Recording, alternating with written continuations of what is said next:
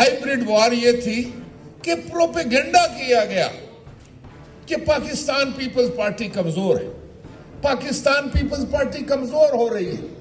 और वो इतनी शिद्दत से किया गया, इतने जोर से किया गया, इतने तवातर से किया गया कि शायद उसने हमारे ऊपर भी असरात किए। ये एक सच्चाई है।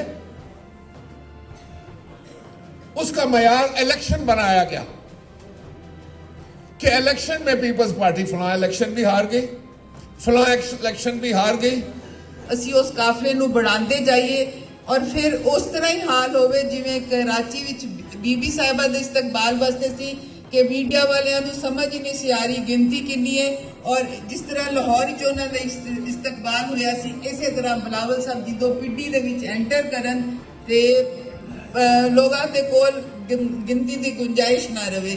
ते मैं इस दे नाल एक जरूर कहांगी, गिला ते नहीं मेरे भाई जेडे स्टेज दे इस वक्त संभाले ने, उन्होंने कहांगी कि इस वक्त ना ते पहले औरतों को इन्ना कमजोर समझा जाता सी कि वो सिर्फ गल्लां ही करदियां ने, ते ना मौजूदा हालात ने।